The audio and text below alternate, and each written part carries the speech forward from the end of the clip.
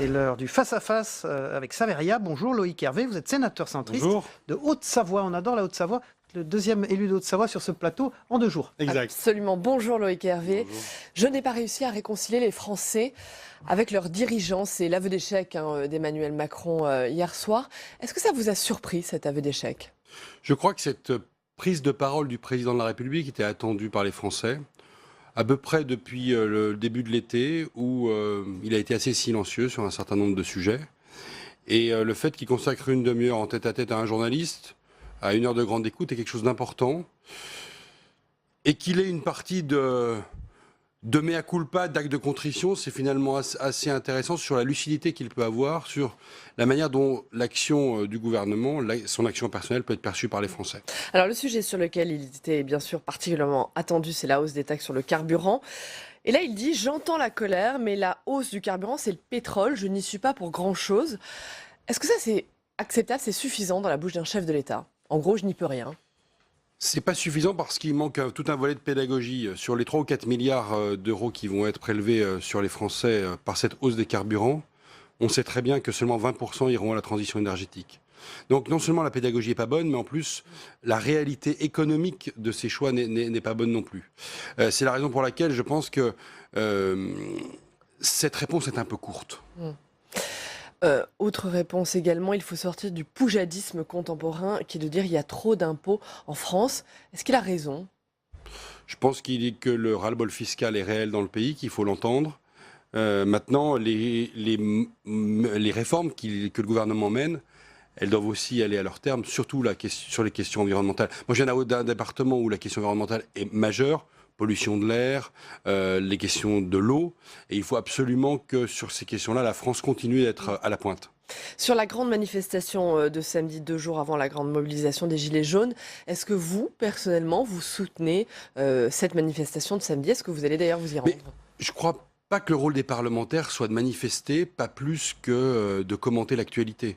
Le rôle des parlementaires, c'est d'être des éponges, de comprendre, d'entendre ce qui se passe dans le pays. Vous avez forcément un positionnement sur cette grande mobilisation de samedi. Je suis dans un département dans lequel il y a peu de transport public. J'ai parlé du ferroviaire hier au Sénat par rapport au Lyon-Turin, par rapport à la vallée de l'Arve.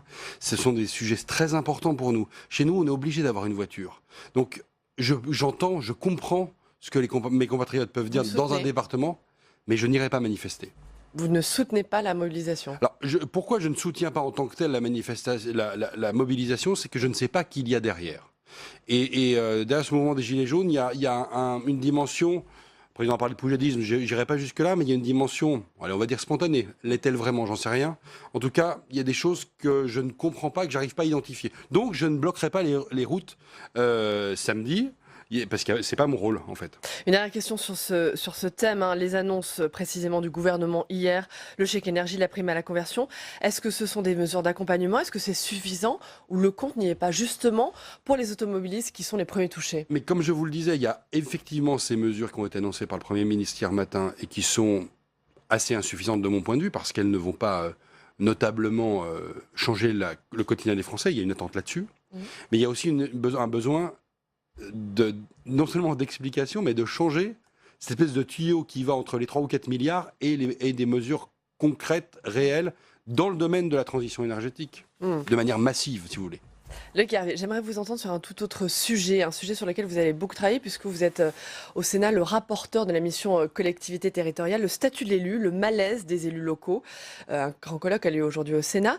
Qu'est-ce qu'on peut faire pour réduire la fracture dont on parle beaucoup, de la fracture entre les élus et les citoyens aujourd'hui ?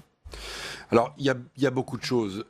On a des enjeux dans tout un tas de domaines et la délégation collectivité territoriale présidée par Jean-Marie Bockel a beaucoup travaillé sur ce sujet-là pour faire des propositions pour qu'au municipal de 2020, on puisse avoir davantage de Françaises et de Français qui s'engagent dans les mandats locaux. C'est un mandat extrêmement intéressant. J'ai été maire moi-même pendant 10 ans et c'est nécessaire que des Français de toutes catégories et de tous âges, je le dis en tant que jeune sénateur, puissent s'engager dans la vie publique. Et donc le Sénat fait des propositions pour réduire cette fracture ? Pour favoriser l'entrée des Français dans le mandat et la sortie des élus en fin de mandat. C'est très important, ça s'appelle les conditions d'exercice du mandat. C'est à la fois matériel, c'est aussi sur la formation pour permettre à nos collègues élus locaux de mieux travailler. Il y a la question budgétaire également.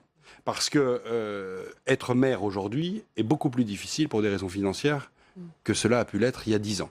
Et donc sur la question l'étranglement financier des collectivités. Et c'est mon rôle en tant que rapporteur de la mission Relations avec les collectivités territoriales au titre du projet de loi de finances pour 2019, de dire que là-dessus, il y a des attentes très fortes des élus qui ont l'impression d'être à la tête de collectivités devenues exsangues.